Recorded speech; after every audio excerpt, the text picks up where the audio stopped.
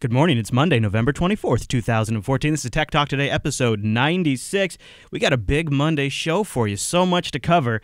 I have assembled a special Mumble panel. Time-appropriate greetings, Mumble Room. Hello. Hello. Hey there. Hello, everybody. So let's start with, sometimes when the good times go bad, you really see the true colors of a company come out. This, it's funny. Samsung just gets out of the huge patent battle with Apple and get some great patent deals lined up with Google just in time to now go after Nvidia. In fact, Samsung has filed a complaint against Nvidia in the United States International Trade Commission. According to a notice on Samsung's website, they didn't even send it to Nvidia before they did this. In the request, they're asking the ITC to block Nvidia chip sales in the U.S., U.S.-wide, all Nvidia chip sales. At first, I looked into this and I thought, okay, they must just mean like the mobile Tegra chips because it's Samsung, right? They don't mean all Nvidia chips. But according to the article at Bloomberg.com, it also includes the desktop Nvidia graphics cards that Samsung wants blocked. They say that this is related to this is Samsung that says this. This is related to a November 4th patent infringement suit in federal court in Richmond, Virginia. In that case, Samsung claims Nvidia and one of its customers, I think biotech is the rumor, infringed as many as 8 patents of Samsung's. They specifically were targeting the Nvidia tablets, the Shield tablets, and on November 11th, Nvidia called Samsung's lawsuit a predictable tactic. Things escalated since then. Even though they haven't yet seen the full complaint, they said they look forward to pursuing with the ITC this issue. So also today, the Wall Street Journal ran a report that Samsung sold 40% less Samsung Galaxy S5s than they expected to. Now, I don't know where to go with this at this point. Mumble Room, is this patent stuff and blocking the equipment, is this just part of the business? Is this just, using all of the resources available to you as a business to have a leg up? Or does this feel dirty? To me, I'll tell you my personal opinion. I'd love to hear your guys' opinion. To me, this feels like dirty play. This feels like something you could do, but if you're going to be a gentleman, you wouldn't do this kind of thing. Lionhead, what are your thoughts? Or go ahead, whoever wants to take it. I agree, because why would you ban a desktop chip if you mainly focus on mobile systems? I guess that is a good key, right? That's sort of the tell, isn't it?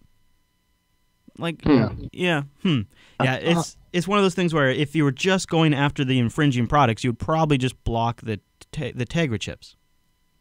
I wonder about the money payback.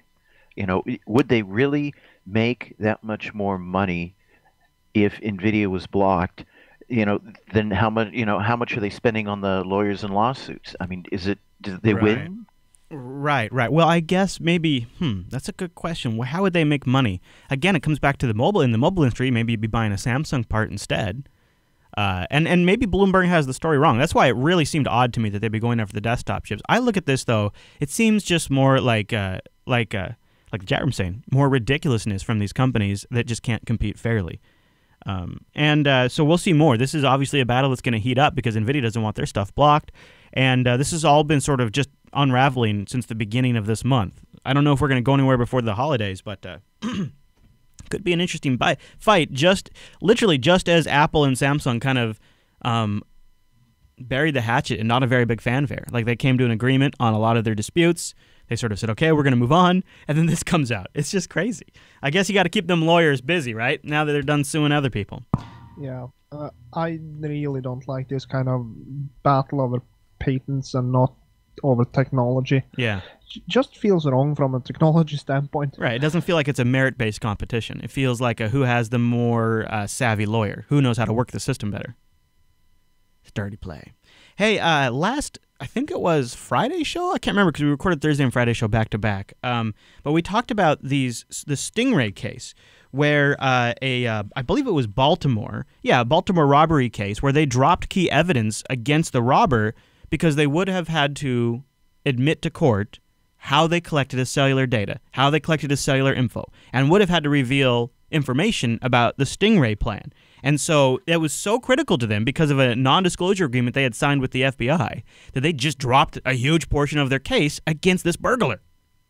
Well, turns out probably wasn't worth it. And it looks like this might have been semi of an accident, like the judge didn't fully understand what was going on, but a judge has unsealed 500-plus Stingray records. This is in Charlotte, North Carolina. The judge unsealed 529 court documents and hundreds of criminal cases detailing the use of Stingray, which is that cell site simulator where it pretends to be a cell tower, thereby getting your phone to attach to it because it's a stronger signal. The phone naturally does it, and then they can start slurping up your data.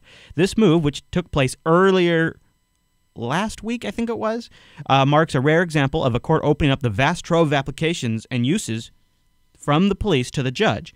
Now, it looks like from the records that the judge likely did not fully understand what was being authorized. Law enforcement agencies nationwide have taken extraordinary steps to keep all of the Stingray information secret. So we're going to have, now people are digging through this right now, and also it looks like the judge is reviewing what was just released. And of course, very little is known about precisely how these Stingrays are used by law enforcement agencies nationwide. There appears to be more and more use cases of them, and initially they were in limited cases, but last year, ours reported on leaked documents showing the existence of a worm Stingray device in 2010. It's very crazy. It was only cost $1,500 for this worm Stingray device to be made at home. So ours figures if you can make it for $1,500 in your backyard, it's probably being used quite a bit by law enforcement in a much larger scale. So we'll see. We'll see what happens. These in the past have been sealed, and this could be we could be looking at a big revelation of how law enforcement has been slurping up cell phone information very soon, or it might just quietly go away. We'll wait and see. It's one of them things where as we start on a Monday, this is a story that could develop big over the week, or it could completely just kind of fizzle out. And sometimes these ones have a tendency of just sort of fizzling out. Following up on a story we covered quite a while ago, you remember that Adobe's going to bring Photoshop to Chromebooks? And we were wondering exactly how are they going to do this, and would it mean it would be possible to run on a standard Linux desktop inside the Chrome browser? Well, Ars Technica, speaking of ours, got to go hands-on with streaming Photoshop. And we have some details. So streaming Photoshop is Google and Adobe's plan to give you Photoshop Creative Cloud on the Chromebook. Right now, just Photoshop. It's a Chrome app that you download from the Chrome store if your machine has been whitelisted and your account's been whitelisted. It's in limited educational beta right now. The app opens in a window that looks just like a local version of Photoshop. There's no browser UI of any kind. Of course, Photoshop is actually living on a computer up in the cloud, and the video feed of the Photoshop application is being streamed to the Chromebook. The app then captures clicks and sends those back to the server. It sounds like it would be clunky, but Ars said that the whole process seemed fairly indistinguishable from a local copy. About a 10 to 30 second startup time was the biggest thing they noticed. And then once you're in there, it sort of feels like a local app. Now, they mentioned this, that why is Adobe doing this? Well, they looked at the NPD's latest estimates, and they say 35% of all commercial notebook sales were Chromebooks, but no Photoshop for those Chromebooks. Of course, now the other benefit is you could pretty much run Photoshop on any computer if they allowed this. But here's the gotcha. This all runs on Google Cloud Compute, so I think Google's going to be the gatekeeper as to which machines can run it. They're spinning up Windows 7 instances on Google Cloud and then capturing the Photoshop screen and delivering that down to the Chromebook. You need about 3 to 4 megabits a second to get the best results in the streaming. However, Adobe believes they can make it work with 1 megabit a second. It's not there yet, but they think they can do that. Also, no offline support. Now, you might wonder, well, 1 megabit a second, that's pretty crappy bandwidth. If you think about it, though, a lot of people don't understand how bad their Wi-Fi is. A lot of people have great connections, and then they have horrible Wi-Fi. Here at the studio, right, we have 100 megabits down, but we have so many, like we have almost 50 access points in our general area, and so Wi-Fi is atrocious. 1 megabit is sometimes all you get if you're on 2.4 gigahertz. So you got to keep that in mind. It's version 15.2.1, the latest version of Photoshop. It is actually coming from a full-fledged Windows VM on Google Cloud, which also means you get Windows title bars and menus regardless of what the host OS is, although you keep all your hotkeys, so that's kind of nice. And remember, there's no GPU support, so no 3D functions. Those are all currently off limits. And there's also no way to print. And the storage backend isn't your local storage, it's Google Drive. So you have to have your Photoshop documents up in Google Drive, but ours figures that once you start working on this regularly, you're probably just going to open and save directly to Google Drive. It's instantaneous. It won't matter. They wonder, too, if maybe you'll be able to connect to other services like Dropbox in the future. and perhaps Google Cloud Printing in the future as well, but not now. And you also get free drive storage with it. I don't know how much, but you get some. So Photoshop streaming. Anybody want to make a Red Book prediction? Anybody think we're going to find a way to make this work on any machine that runs Chrome, including Linux? You think? Well, yeah.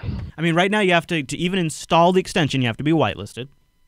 And, you know, they have to spin up a VM on Google Cloud. That seems like a pretty limited resource. You can't just let anybody have access to that. I mean, they have a lot of computing resources, but when you're spinning up an entire VM, you have to be at least a little stingy, even when you're Google, right? I mean, this is a whole Windows 7 VM they're running just for this. They just need some server-side wine, if you ask me. I don't know. This sounds like a clunky solution.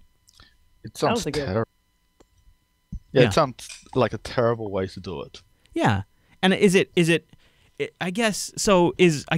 a statement of how importable the Photoshop code base is, that their solution to get Photoshop running on the notebooks that now have 35% of the market is just send them an H.264 stream of it. Really? That's your solution? Why not just start with a basic port and then add functionality over time and make sure you get the PSD compatibility and you get the basics? Such an old program, the code must be just ugly. Yeah. You probably have to do like some sort of Sundance to even get access to the source code. Do you have to talk to the ancients, I would think. I think it was programmed by Egyptians. Yeah. All right. Okay. So you know, we were just talking about how much transfer you're going to need to stream Photoshop, and how that's going to be, you know, whenever you have that open, that's going to be a consistent 4 megabit stream, right? And boy, heaven forbid if you want to download some JB programs or maybe stream a little Netflix while you're doing that, because Comcast has a new tiered package. And I just want to quickly cover this, because this is only going to apply to 70% of the United States soon. I'm sorry, NBC Comcast has an announcement to make, everybody. NBC Comcast about your Xfinity service. Wow, there's a lot of bullshit just in that one sentence. So this is horrible, and hopefully this doesn't take off anywhere else. And I don't really know what to make of this. And it's so funny this is happening in the light of all the net neutrality discussions. And it's like it's reverse freaking net neutrality right here. So I'll break it down a little bit. In Tucson, Arizona, in 2012, they announced the Economy Plus program. Right? They've got these different tiers where you can have 250 gigs to 300 gigabytes total. This is interesting, right? So this has not been too new. Now they're offering additional gigabytes on top of that in increments of $10 a block. And right now a block is 50 gigabytes. So if you want to pay $10, so you can go up to 300 gigabytes. And then if you go after that, it's $10 every 50 gigabytes. They also, though, are introducing in, Kentucky, Mississippi, Memphis, Tennessee, South Carolina, so some small markets, big markets. They have a new trial for what they call the Xfinity Internet tiers. Get ready for this, everybody. So you get your 300 gigabytes, of course. I mean, let's not be animals. You get your 300 gigabytes.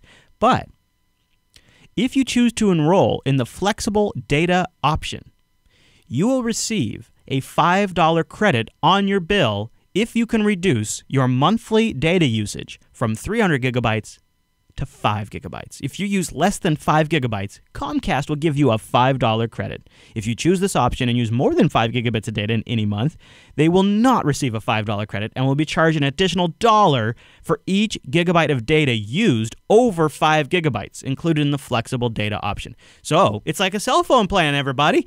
5 gigabytes, $5, easy credit. You go over that 5 gigabytes, it's $1 for each gigabyte. Doesn't that just sound like your wireless plan? Doesn't that sound wonderful? That sounds pointless waste of resources in Comcast. And you got to... I was going to say, and also a way of screwing it, because that works out more expensive. Oh, for sure. Why don't they just give people? Why don't they just give you unlimited usage like most companies over here do for very cheap? Yeah, for very cheap prices. Because they can make more money by screwing you over. That's what it is, right? Because let's be honest, it's not data is not, it's not water, it's not gasoline, right? Like there isn't a tank that it's coming from, and when that tank gets empty, there's no more for data for anybody else. That's not how data works. It's ones and zeros. It's endless, right? So it's not a precious commodity. It is not a limited resource. What is limited is the capacity of the network. But that is an infrastructure problem that if you invest in it appropriately can be solved. So the only limited aspect of Comcast network is their gear that they implement and maintain. Otherwise, there's no limit on how much data you can send, right? It's whatever you can support. So what they're doing here, the only way this could ever be okay in my mind is if every dollar raised doing that bought a switch, bought a router, bought some fiber, something to make their network more performant, I guess. Because right now, what the real issue is they are trying to penalize people. They are trying to incentivize people they're trying to penalize people who use too much data, incentivize people not to use very much data, so that way they don't have to buy another switch. That's really what this is about. They don't want, because if you just leave the network as is, it is nothing but a moneymaker. When you stop investing in that infrastructure, it is a frickin' cash machine. Because they're not manufacturing bits and then delivering them to customers. It's not like they're having to go mine data somewhere, right? It is a cash machine if you do not have to invest in the infrastructure. Well, they do have to deliver the bits. But is it more like if we look at it from the perspective of a utility company, maybe it's not so much like a water service as a sewer service. I don't know. I can flush my toilet as many times as I want. Well, I guess I have to pay for the water. Yeah, I mean, I do like the idea of comparing Comcast to a sewer service. I mean, I think I like where you're going there. I think that's the right mindset, I think. And only problem is Comcast are artificially blocking the drains, though. Right. And see, this is where I get a little worried, because Comcast is big enough, obviously, and has the market presence to kind of set a standard. Like when Verizon does something kind of crazy, usually then AT&T does it, and then pretty much everybody's doing it, right? And Comcast is in that position where they can do something really crazy like this, and if they get away with it, then pretty much everybody else is going to do it. And that's the scary thing, because we have this weird pressure on both ends. You have these really, really, really crappy limited tiered data plans on wireless, and then you have companies like T-Mobile that are trying to trick you by saying, "Oh, but we'll give you Spotify for free. Isn't this great? Look, we're giving you free things. Be happy about that. Don't look at the fact that we're picking and choosing which streaming services you use by doing this." And then you also have like, "Oh, you want 5 gigabytes? Oh, you want 13 gigabytes?" You know, you have all these crazy ass tiered plans on the wireless side, and now they're taking that model and they're applying it to the wired side. Now, here's why I don't see on the wireless side, air spectrum is somewhat limited, especially with the current technology. And we have ways of jamming way more on there. There's been some awesome research papers on like where you could like quadruple our cellular network capacity, and they're really fascinating. But as it stands right now, wireless is quite honestly a somewhat limited resource. The more phones on the network, the slower the performance for everybody. Wired does not, as long as you properly invest in the carrying medium and like the individual switch stations and the core infrastructure, which is not happening, as long as you do that in wired, it is not the same kind of limited resource like that. It is not nearly as limited as actual physical wireless spectrum is, right? So to me, it's not as egregious when they do it on the wireless side. I don't like it. I think it's a little bit of crap, but it's understandable from a pure technology standpoint. It's understandable. With the Comcast thing, to me, it feels like they wanted to get in the ISP business, and then they just want to sit back and they just want to make the money and they do not want to move it forward. And when they're as big as they are and they're just going to get bigger, I guess maybe part of the reason I worry about it is because if you have a 5 gigabyte plan, because maybe that's all you can afford, well, then you're probably going to stop downloading podcasts. You're probably going to stop watching YouTube videos unless you could do something like, we'll include the Netflix tier. And then you just, it's bad for business. It's bad for the internet economy. It's incentivizing people to stay off the internet is not good for any of the businesses on the internet. And you'd think Comcast would see that since they're one of them. But I guess they just make so much damn money, it doesn't matter. It sounds like the parking meter argument for my local barber shop. Oh. Parking meters out front, it makes money for the city, but it drives away business. Yes, exactly. Right. Yeah, that's a good point.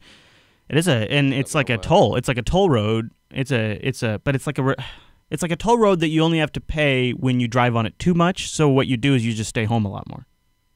I think what's going to happen is it's not going to really work. People are just going to look at it and go, "That's stupid," and then just ignore it. I hope so.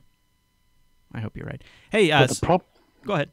As I say, if the problem is if people do ignore it, Comcast is just going to charge them a lot more money, and it's just going to run all the way to the bank. Yeah, they're not going to be complaining. Let's look at something positive. Let's think about something happy. Jupiter.gift, we have the polo over there. We got the Linux Action Show jacket back by popular demand. Polo has sold 47 of 100. The Linux Action Show jacket has sold its goal, so if you go over there and buy one before December 1st, you'll get it. But I got that polo. You guys go over to Jupiter.gift and take a look at this polo. It is I think part of the reason why I'm so excited is because I've actually held the material of the shirt, and I'm just crazy happy with it. And it is a great-looking shirt, and the logo is embroidered right in there. You can go over to Jupiter.gift and check it out. Get yourself a JB Polo. We've also got the ladies version up there, which is great. I love the colors. Really like that gray one a lot. The charcoal is super sweet. That's Jupiter.gift to get yourself a polo or give it to somebody else. You can put their address in and ship it right to them, which is nice if you need to give somebody a gift that is not near. Jupiter.gift. And also thank you to our 412 patrons over at patreon.com/today. You guys are the secret sauce of the Jupiter Broadcasting Network, and you keep us on the air. If you value something that we've done, if you value a few of our shows, anything like that, we could all use a little bit of a thank you over at patreon.com/today. Your pledge helps tremendously. And we have different tier options, too, including Swag Club. And we have some great... I think you'll probably see some teasers about some stuff for the Swag Club soon. We've got something really cool that I think you guys will like quite a bit. Some people have already seen it, but they're not here today. But there are some regulars in the Mumble Room that saw us in person when we went to Ohio Linux Fest, and we demoed the next swag item for the Swag Club, and they were pretty damn impressed. So that's patreon.com/today if you'd like to help out the Jupiter Broadcasting Network, and Jupiter.gift if you'd like to get yourself or someone who deserves it a nice piece of Jupiter Broadcasting swag. So I thought, I don't know if we're going to do a whole theme this week. I do have an announcement to make, too, before I run. This week will be the last week where we have a Monday show, and there's no show on Thursday this week because of Thanksgiving. Starting next week, we're going to do Tuesday through Friday. I've been, for about the last 3 weeks or so, I've been watching the news cycle, and every Monday I've thought, okay, could I have, is there anything that I could have just waited for and talked more intelligently about on Tuesday? Because Mondays are pretty slow news days, and generally there's nothing so important on a Monday you couldn't talk about on a Tuesday. It's just the way the news cycle typically works. Not always. Sometimes something big happens. But there usually is something good to talk about on a Friday. So I'm thinking what we'll do starting next week is we'll do Tuesday through Friday. So it's that'll be a new schedule for Tech Talk Today, so no Monday shows. Gives me a little downtime after working on last, because I work on last Friday through Sunday. So it's 3 days of one show, and then I go home and I have to prep this show for Monday, and it's like, it's too much. It's too much, and there's just not enough good news. So we'll shift it to Friday starting next week, and no show on Thursday this week because of Turkey Day here in the U.S. So hopefully that makes sense to everybody. So far, my theme for our ending commercial is really great old technology. So if you got an old tech commercial, something just, gee willikey, great, golly, submit it to the Tech Talk Today subreddit, techtalktoday.reddit.com, and we'll enjoy it. This one, they just don't build radios like they used to. Because sometimes, or smartphones, really, I think everybody making a consumer electronics device needs to go back and watch this commercial and learn how the pros used to do it back in the day. Thanks for joining us. Be here tomorrow, 9 a.m. Pacific, noon Eastern, jblive.tv, techtalktoday.reddit.com, today at jupiterbroadcasting.com. See you tomorrow, everybody. See these two portable radios? Well, watch this. Let her go, Betsy. Sorry, friend. You old-style portables have to go. But look at our new RCA Victor portable radio. Came through without a chip. Here's the world's first and only portable radio in the non-breakable impact case. So rugged, it's the only radio case with a 5-year guarantee against chipping, cracking, or breaking in normal use. Of course, a tube might jar loose, but that's easily fixed. The important thing is RCA Victor's non-breakable impact case means no chipping, no cracking, no breaking. And hear that tone. It's RCA Victor's great golden throat sound. See the world's only portables with the non-breakable impact case as low as $27.95 at your RCA Victor dealer.